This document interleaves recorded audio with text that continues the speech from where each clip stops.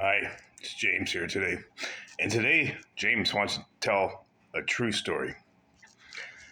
I work for this company, very big, made the best year $10 million. And the owner, about 76 years old, he got diagnosed with prostate cancer. And they said he got probably a month to live. And we had to clean the factory out. And we're going to sit down to a catered meal. We have caterers come in, multimillionaire. He says we could take a half-hour lunch. And no fucking word of lie. The owner says if you want to take part in the lunch, you have to pay $10 for lunch. Multimillionaire. He died with millions in the bank. You know, the people are working for you, and you tell them you got to pay $10 for lunch? Fuck. And I paid it,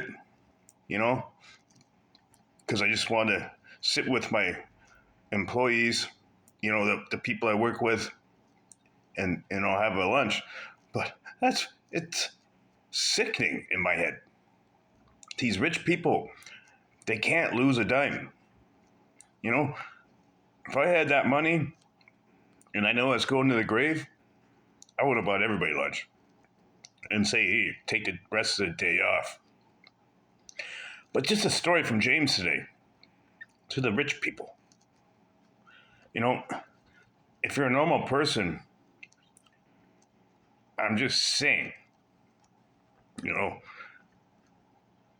respect goes a long way. If you have money, if you have it, don't charge people $10 to eat lunch.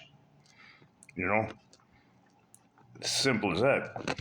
And I could go on the disrespect I have for people like that, but I'm not going to do that.